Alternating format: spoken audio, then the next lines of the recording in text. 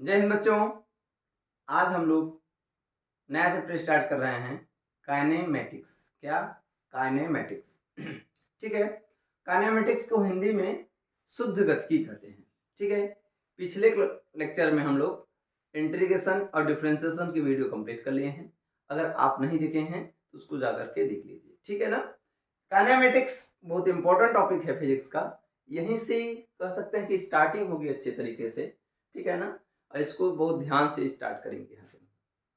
दूसरी बात ध्यान दीजिएगा, काइनेमेटिक्स में आज हम लोग जैसे गति के बारे में, डिस्प्लेसमेंट, डिस्टेंस, एक्सेलरेशन अर्थात हिंदी में विस्थापन, समय, विस्थापन, दूरी, वेग, चाल, त्वरण, इन सब के बारे में पढ़ेंगे हम लोग। ठीक है ना। तो चलिए स्टार्ट करते हैं। इससे पहले काइनेमेटिक्स को स्टार्ट करने के पहले हम लोग यहाँ जगह जो भी गाड़ी होगी, ट्रेन होगी ना, तो इनके रिलेटिव में, इनके सापेक्ष किसी ऑब्जेक्ट को बिंदु मान लेंगे और बिंदु को मान करके ही बातें स्टार्ट करेंगे। ठीक है ना। जैसे मान लीजिए एग्जांपल में कि कोई गाड़ी ट्रेवल कर रही है, कोई गाड़ी है, क्या है, ये गाड़ी है। ठीक है ना। इसको हम क्या मान लेंगे? बिंदु। कोई गाड़ी चल रही है ना, इसको हम बिंदु आकार का मान लेंगे और उसको चलाएंगे। ठीक है। जैसे कि ट्रेन पास हो रही है, बीच में खंभा पड़ा, खंभे को क्या मान लेंगे? बिंदु मान लेंगे। ठीक है ना। जैसे यहां से चंद्रमा की दूरी, चंद्रमा बहुत दूर है तो चंद्रमा को भी क्या मान लेंगे? उसकी जो साइज है, आकार है, उसको बिंदु मान लेंगे। काइनेमेटिक्स में इनको बात ध्यान दीजिएगा ना। ठीक है। ये आइडिया ऑफ पॉइंट ऑब्जेक्ट है। क्या है? आइडिया ऑफ पॉइंट ऑब्जेक्ट अर्थात बिंदु वस्तु का विचार है। ठीक है ना। इनके बारे में थोड़ा सा हम लोग जानेंगे। चलिए हेडिंग लगाइए आप लोग, काइनेमेटिक्स। बहुत बढ़िया गाड़ी बनी थी, काइनेमेटिक्स। यहां से है आपका काइनेमेटिक्स।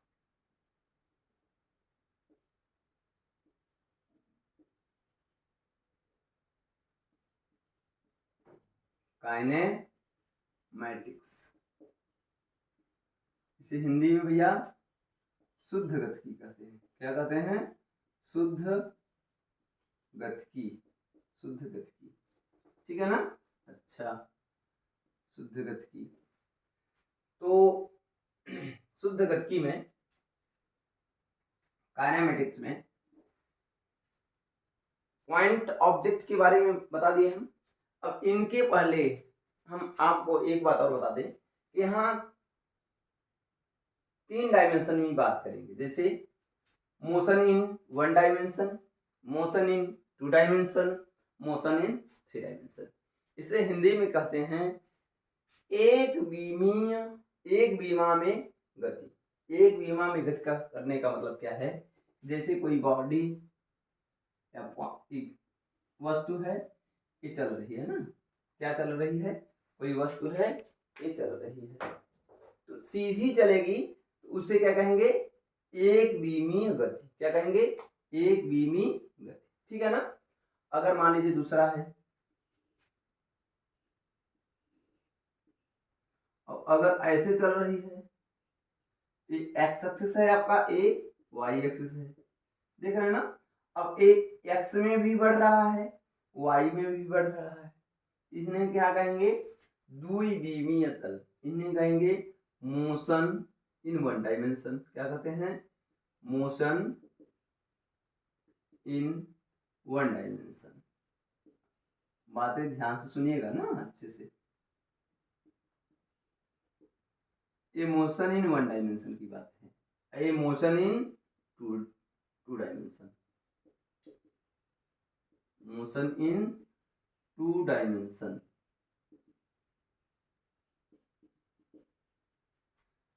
द्विविमीय में गति, द्विविमीय में, द्विविमीय में गति, एक विमा में गति ना। समझ में आ रहा है ना? सीधा है, कोई दिक्कत थोड़ी है। या फिर ऐसे मान लीजिए, दूसरा ऐसे बोले, ऐसे ऐसे चल रहा है तो क्या होगा? ये 2 विमा में गति। ये क्या है? 2 विमा में गति। ऊपर नीचे और आगे भी बढ़ रहा है। समझ पा रहे हैं ना अच्छे से? तो ये क्या होगा, दो विमा में गति है। ये मोशन इन वन डायमेंशन, एक विमीय गति है। कौन? जब सीधी रेखा में गति करेगा, चाहे ऊपर जाए चाहे ऐसे चले ना, एक विमा में गति है। या एक्स एक्सिस में या वाई एक्सिस में या जेड एक्सिस में अगर किसी एक दिशा में चल रहा है तो उसे क्या कहते हैं, एक विमीय गति। ठीक है ना। दूसरी की बात है, जब ऐसे चलेगा, देख रहे हैं ना इसको, तो एक्स एक्सिस में भी आगे बढ़ रहा है और वाई एक्सिस में आगे बढ़ रहा है, तो इन्हें क्या कहेंगे, द्विविमीय में गति। एक ये भी ध्यान दीजिएगा ना कि ये क्या है, दो विमा गति। क्या है, दो विमा में गति, मतलब एक्स एक्सिस में चल रहा है और वाई एक्सिस में चल रहा है। कहने का मतलब है ये है, ऊपर भी जा रहा है नीचे जा रहा है, ऊपर जा रहा है नीचे जा रहा है, तो आगे भी बढ़ रहा है। एकदम क्लियर हो गया। ए है मोशन इन टू डायमेंशन। और मोशन इन टू डायमेंशन का मतलब देख लीजिए, ऐसे अगर चलेगा, ए भी एक्स एक्सिस में आगे जा रहा है, ऊपर जा रहा है, ये मोशन इन टू डायमेंशन। ठीक है, अभी आप एक पढ़ेंगे topic A motion in two dimension की बातें आ रही है। क्लियर हो गया। A motion in one dimension, motion in two dimension. और तीसरी बात आती है मोशन इन थ्री डायमेंशन। इसे शॉर्टकट में 1D बोलते हैं। क्या बोलते हैं, 1D। ऐसे क्या बोलते हैं, 2D। क्या बोलते हैं भैया, 2D। ऐसे कहते हैं 3D। Motion in three dimension, बहुत सरल डायमेंशन, अर्थात 3D। हिंदी में क्या कहते हैं, त्रिविमीय गति। क्या, त्रिविमीय गति, तीन विमा में गति। जैसे इसको ध्यान से देखिएगा, थोड़ा सा ध्यान से देखिएगा ना इसको। ठीक है, अब ये जो है ये अलग है ना, ये ऊपर नीचे भी जा रहा है और बोर्ड के प्लेन के इधर उधर भी गत कर रहा है। ठीक है ना, बोर्ड के प्लेन के इधर उधर भी गत कर रहा है और आगे पीछे, मतलब ये बोर्ड के बाहर भी जा रहा है और बोर्ड के अंदर भी जा रहा है। देख नहीं रहा।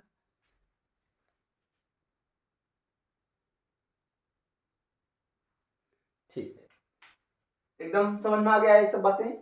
तो हम लोग motion in one dimension, motion in two dimension, motion in three dimension में गति के बारे में डिस्कस करेंगे। ठीक है ना, चलिए हेडिंग लगाइए। क्लियर हो गया ना। इसे कहते हैं त्रिविमीय गति। इसे क्या कहेंगे हिंदी में भैया, त्रिविमीय गति, मतलब तीन विमा में गति। देखिए, ये एक्स एक्सिस में गति कर रहा है, ये वाई एक्सिस में गति कर रहा है और जेड एक्सिस में, मतलब कि बाहर, बोर्ड के प्लेन के बाहर। इसको ऐसे जनरली रिप्रेजेंट करते हैं ए ऐसे। ये क्या है, जेड एक्सिस है। ये क्या है, जेड एक्सिस है। मतलब ये जो जेड एक्सिस है ना, बाहर आ रहा है। क्या आ रहा है, बाहर, बोर्ड के प्लेन के बाहर है। ठीक है ना। चलिए अब हम हेडिंग लगाएंगे डिस्टेंस।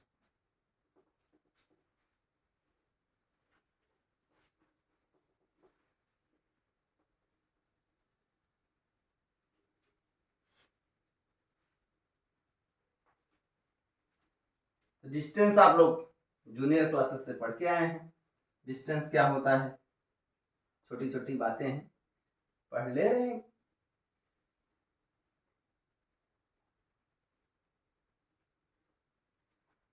हेडिंग लगाइए डिस्टेंस। डिस्टेंस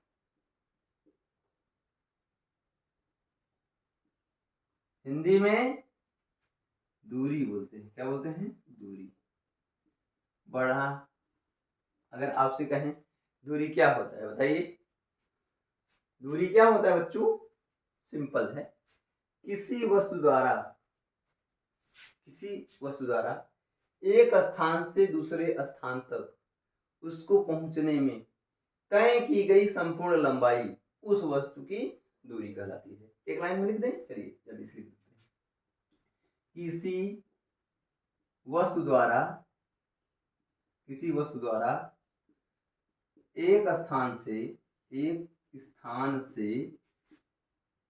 दूसरे स्थान तक पहुंचने में, क्या पहुंचने में तय की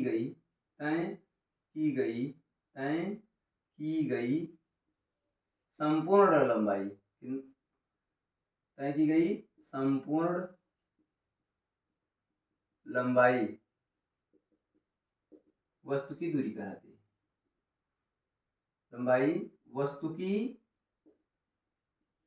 दूरी कहलाती है। नोट कर लो भैया, दूरी कहलाती है। ठीक है, इसे जनरली डी से रिप्रेजेंट करते हैं। ठीक है ना। इसका मात्रक क्या होता है? मीटर होता है। इसका स्टैंडर्ड यूनिट्स क्या होती है? मीटर। उसके बाद सेंटीमीटर, किलोमीटर, जिसमें चाहे आप मान सकते हैं। और यह एक अदिश राशि है। ठीक है ना। कैसी राशि है? यह एक अदिश राशि है।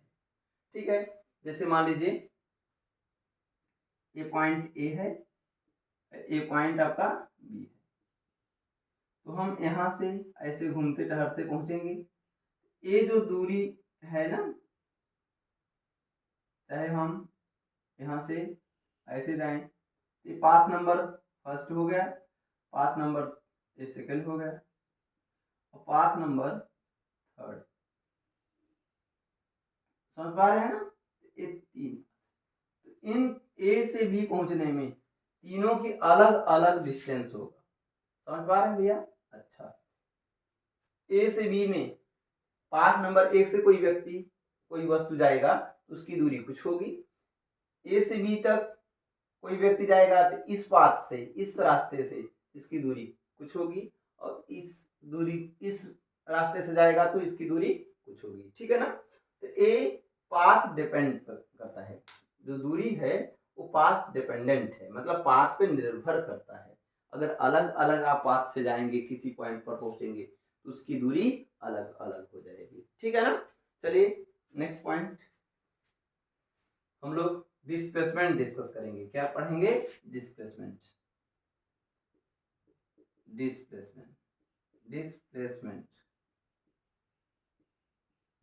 इसे हिंदी में क्या कहते हैं? विस्थापन ना भैया। विस्थापन क्या होता है?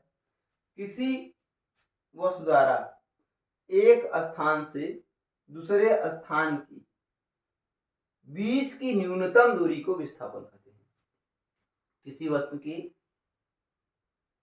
एक स्थान से दूसरे स्थान के बीच की न्यूनतम दूरी को विस्थापन कहते हैं। मतलब किसी वस्तु की प्रारंभिक तथा अंतिम बिंदु के बीच की न्यूनतम दूरी को विस्थापन कहते हैं। एक लाइन में लिख दिया जाए, किसी वस्तु के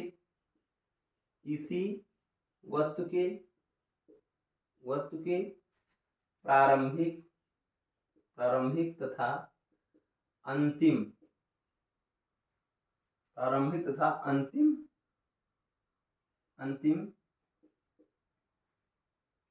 किसी वस्तु के प्रारंभिक तथा अंतिम बिंदु के बीच की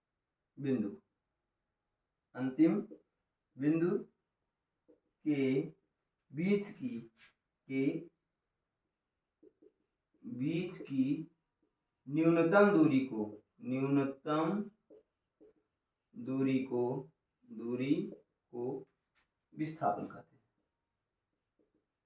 विस्थापन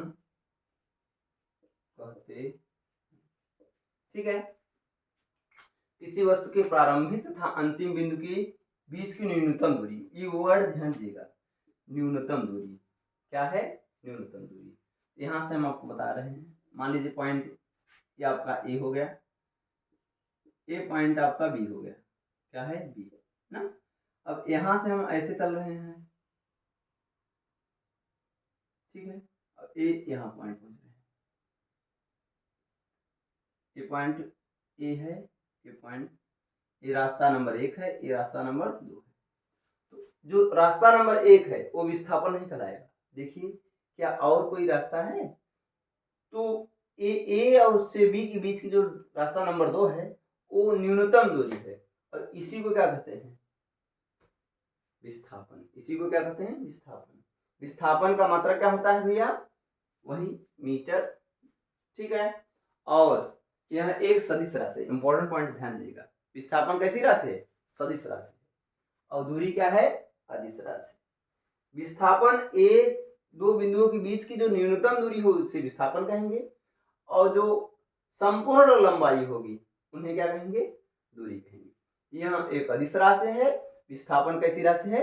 सदिश राशि है। ठीक है ना। चलिए कुछ पॉइंट देखा जाए और कुछ क्वेश्चन करते हैं, जैसे एग्जाम्पल में दूरी और विस्थापन से संबंधित। मिटा देना है इसे।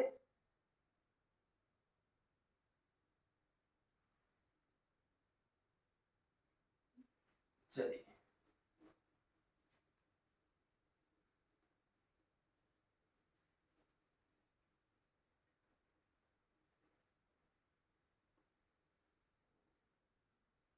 चलिए दिखा जाए। मान लीजिए डिस्प्लेसमेंट डिस्टेंस निकाला जाए। अब आप याद रखेंगे कि डिस्टेंस, क्या डिस्टेंस मतलब दूरी या तो विस्थापन से बड़ी होगी, या तो विस्थापन से बड़ी होगी, या विस्थापन के बराबर होगी। सदैव याद रखिएगा। ये नोट करिए, इंपॉर्टेंट चीजें हैं। क्या? Distance always is greater than or equal to displacement. करने का मतलब है डिस्टेंस, दूरी जो है, दूरी विस्थापन से या तो बड़ी होगी या बराबर होगी। बराबर कब होगी सर? जब दोनों सेम डायरेक्शन होंगे, अर्थात ऋजुरेखीय पथ में गति करेंगे, तो उस समय में दूरी और विस्थापन क्या होगी? दोनों बराबर होगी। जैसे फॉर एग्जांपल में यहाँ अगर इस पॉइंट पे हम आपसे ए और बी के बीच की दूरी पूछें, ए और बी के बीच की दूरी पूछे, इस समय में डिस्प्लेसमेंट और डिस्टेंस दोनों बराबर है। डिस्टेंस और डिस्प्लेसमेंट, दूरी इक्वल टू विस्थापन ना भैया। अगर ये आपका ए हो गया, ए से बी तक ये हो गया विस्थापन, और हम कहें इस समय में या ऐसे चले तो ए से बी तक ना, इस समय में path number 1, path number 2, path number 3 अलग अलग दूरी आएगी। ठीक है ना। दूरी अलग आएगी, विस्थापन अलग आएगा। एकदम क्लियर हो गया अच्छे से। जब सीधी रेखा में गति करेंगी, दूरी विस्थापन दोनों बराबर हो जाएंगे, अदरवाइज डिस्टेंस हमेशा बड़ा हो जाएगा। चलिए कुछ क्वेश्चन करते हैं इस पे।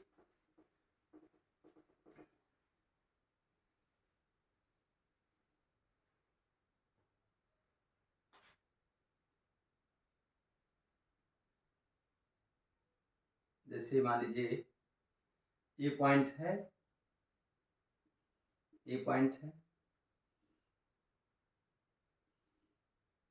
ये है 6, ये है 8, 6 मीटर है, ये 8 मीटर है। यहाँ पॉइंट पे बी पॉइंट है। ठीक है ना। तो यहाँ से हम लोग जानते हैं ए से बी के बीच का दूरी और विस्थापन बताइए। क्या बताएंगे? ए पॉइंट से बी पॉइंट के बीच का डिस्टेंस और डिस्प्लेसमेंट बताएंगे। ठीक है ना। तो आप मान लीजिए यहाँ हम इसको सी बोल दें, क्या बोल दें? सी। यहाँ बी बोल दें ना। ठीक है ना। हम क्या बताएंगे? दूरी, दूरी के लिए क्या करेंगे? संपूर्ण लंबाई, दूरी की डिफिनेशन क्या है? संपूर्ण लंबाई को दूरी कहते हैं। यहां से A B plus B C, अर्थात ए बी कितना है? 6 मीटर, बी सी कितना है? 8 मीटर, आ गया 14 मीटर। आपका ये दूरी आ गया कितना? 14 मीटर। सर विस्थापन कैसे निकालेंगे? विस्थापन आपको हम बताए थे सर, एकदम जो न्यूनतम दूरी होती है उसे क्या कहते हैं? विस्थापन। अगर ठेठ भाषा में कहें, तिखई, सबसे छोटी दूरी का तिखई चलत। कहाँ? तिखई, ए से सी तक। समझ में आएगा ना? बहुत बढ़िया यार। तिखई पहुंचा, ए से सी तक कहाँ पहुंचा? तिखई। टू का होए विस्थापन, AC जो होगा डायरेक्ट वो विस्थापन होगा।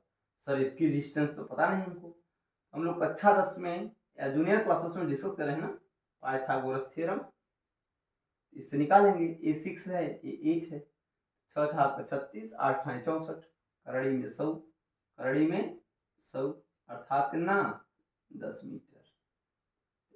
विस्थापन बराबर कितना हो गया बताइए, विस्थापन बराबर हो गया 10 मीटर। एकदम क्लियर हो गया ना भैया। तो विस्थापन दूरी से छोटा होगा। और आगे डिस्कस करा जाए, चलिए।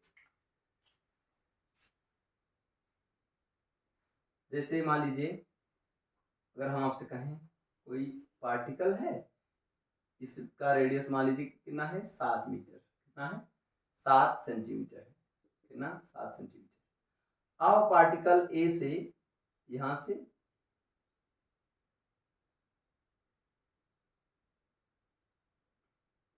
ठीक है, ए से बी तक पहुंच रहा है, ए से बी तक पहुंच रहा है, ठीक है ना।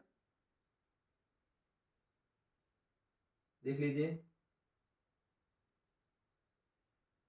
चलिए अब ए से बी तक पार्टिकल पहुंच रहा है, कहां से ए से बी तक पहुंच रहा है, इसकी दूरी बताइए और विस्थापन बताइए। चलो सॉल्व करो जल्दी जल्दी, अभी देख रहे हैं आप लोग ना, सॉल्व करो।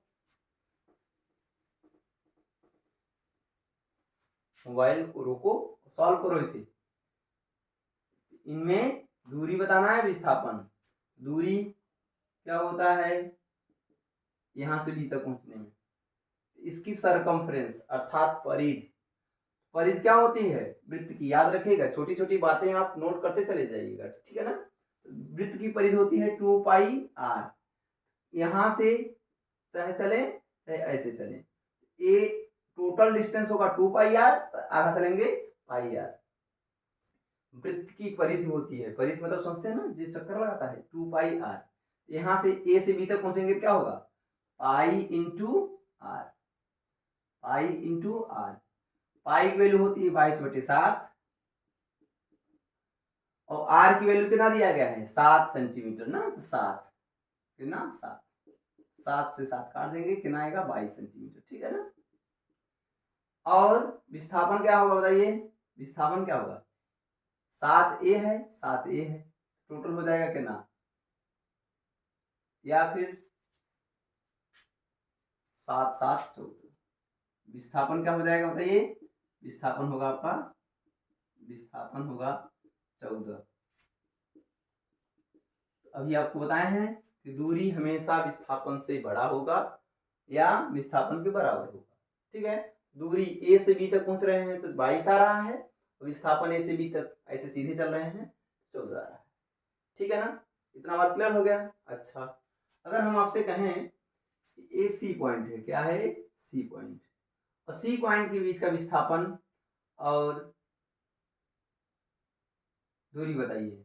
ये तो दूरी विस्थापन क्या था ए से बी तक की, कहां तक ए से बी तक के लिए था,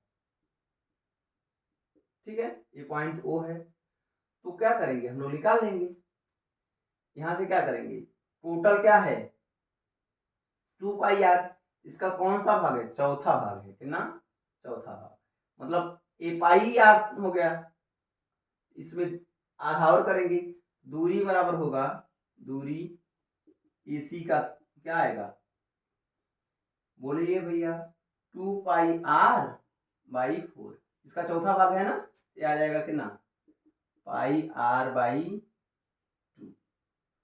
पाई की वैल्यू रखेंगे 22/7, आर रखेंगे 7/2, 7 से 7 कैंसिल आउट हो गया, 11 सेंटीमीटर, ठीक है ना, कोई दिक्कत नहीं है।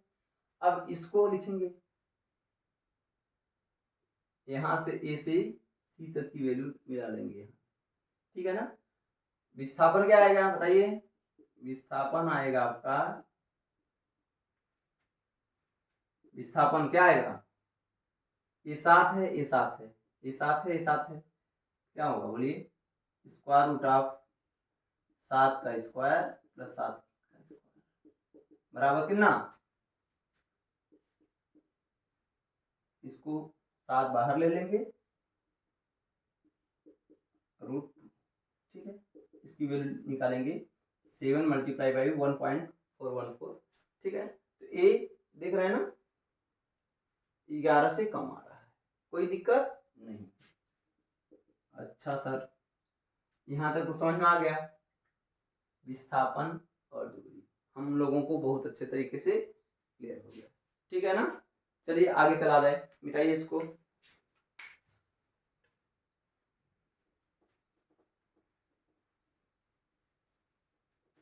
देखिए क्या करना है ना,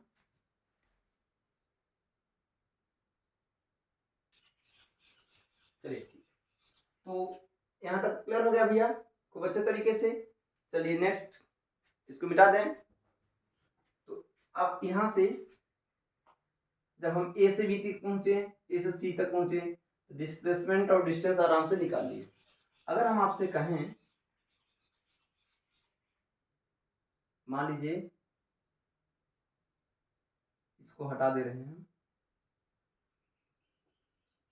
ये पार्टिकल है और यहां से ये कोई पॉइंट डी है ना, कितना है डी। अगर आपसे अब हम कहें ए एंगल है आपका 30 अंश, कितना है 30 अंश, तब आप इसको क्या बताएंगे, या 60 अंश होगा, ठीक है ना। इसको कैसे हम लोग निकालेंगे, अब यहाँ डिस्प्लेसमेंट कैसे निकालेंगे, ए से डी तक का डिस्प्लेसमेंट क्या निकालेंगे। तो देखिए चलिए 60 अंश बता दे रहे हैं, 30 अंश बता दे रहे हैं, ठीक है ना। तो अब यहाँ से 30 अंश के लिए डिस्टेंस, देखिए डिस्टेंस क्या होगा, आपको बताए हैं डिस्टेंस, डिस्टेंस के लिए क्या करेंगे, दूरी के लिए क्या करेंगे बताओ, डिस्टेंस के लिए करेंगे एक कौन सा भाग है इसका, जैसे 180 आधा था ना, 90 1/4 था, ये कितना होगा, टोटल डिस्टेंस का, टोटल परिधि का कौन सा भाग है। तो हम लोग जानते हैं कि जो 30 अंश होता है ना, 30 अंश होता है वो 12वां भाग होता है, कितना 12 भाग, ठीक है ना। तो हम लोग 2πr/12 कर लेंगे, 12 सही है ना, 12 भाग 12, ठीक है ना, कितना 12वां भाग, समझ पा रहे हैं ना। 30 अंश जो होता है 30 मल्टीप्लाई बाई 12 कर देंगे, कितना आ जाएगा 360 ना, टोटल कितना होता है 360 अंश होता है, 30 अंश क्या होगा 12, तो क्या करेंगे डिस्टेंस के लिए 2πr डिवाइडेड बाई इसका 12, जैसे यहाँ करें ना तो क्या आ जाएगा बताइए, 2 पता है, ये आ जाएगा πr/6, पाई की वैल्यू 22/7, इसकी वैल्यू 7 और ये 6 हो जाएगा, ठीक है ना। 7 से 7 कैंसिल आउट, ये हो जाएगा 3 11/3 सेंटीमीटर। दूरी तो निकल गई हम लोगों की, डिस्प्लेसमेंट कैसे निकलेगा, तो इसके लिए हम आपको फार्मूला बता रहे हैं 2r/sin θ/2, कौन सा फार्मूला बता रहे हैं 2r/sin θ/2। चलिए देखिए डिस्प्लेसमेंट के लिए ध्यान से देखिएगा, डिस्प्लेसमेंट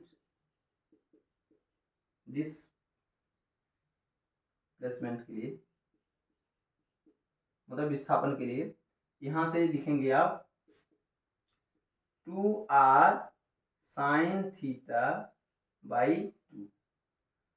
आप आगे याद रखिएगा विस्थापन इक्वल टू ये फार्मूला होता है, ठीक है ना। कैसे आएगा इसको बताएंगे हम, लेकिन अभी के लिए कुछ देर के लिए याद कर लीजिए, हम सब में दिखा दे रहे हैं आपको डिस्प्लेसमेंट, ठीक है ना। यहां से क्या करेंगे, थीटा की वैल्यू कितना है, मान लीजिए थीटा की वैल्यू यहाँ से 60 अंश रखेंगे तो ज़्यादा अच्छा रहेगा यार, नहीं तो खराब हो जाएगा, और क्या 60 के लिए यहाँ π/6 करेंगे, यहाँ से 6 पार्ट लिखेंगे, यहाँ आएगा आपका 3, 1 मिनट, कोई दिक्कत नहीं है, एंगल टफ हो जाएगा, थोड़ा सा एंगल टफ हो जाएगा, 30 अंश में थोड़ा सा एंगल टफ हो जाएगा। 15 अंश की वैल्यू आप नहीं जानते, ठीक है ना, इसलिए प्रॉब्लम हो जाएगी। तो देखिए ए क्या होगा 60 अंश, और कैसरा पार्ट है, छठवां पार्ट है, 2 पाई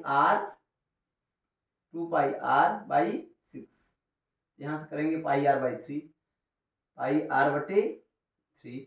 पाई की वैल्यू कितना है 22/7, 22/7। आर की वैल्यू कितना है 7, यहाँ 3, यहाँ से आ जाएगा क्या 22/3, ये होगा दूरी, ठीक है ना। आर क्या है 2, आर क्या है 7, और थीटा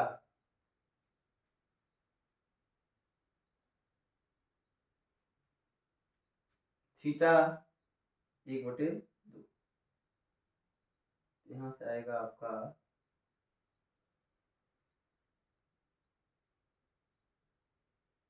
60 का भाग हो जाएगा 30 ना, 30 के लिए साइन 30 अंश क्या बन जाएगा, साइन 30 अंश, साइन 30 अंश क्या आ जाएगा, साइन 30 अंश की वैल्यू पता है आप लोगों को ना, 2 × 7 × 1/2। अब देखिए इसमें क्या कह रहा है, ये करेंगे तो 7 पॉइंट समथिंग आएगा, 7 आ रहा है। जैसे जैसे एंगल कम होता चला जाएगा, डिस्प्लेसमेंट लगभग डिस्टेंस के बराबर हो जाएगा, ठीक है ना। ये बातें एकदम अच्छे तरीके से क्लियर हो गई। चलिए फिर अब इसके आगे नेक्स्ट क्लास में हम लोग स्पीड, वेलोसिटी, एक्सेलरेशन इन सब के बारे में डिस्कस करेंगे। तब तक के लिए बाय बाय।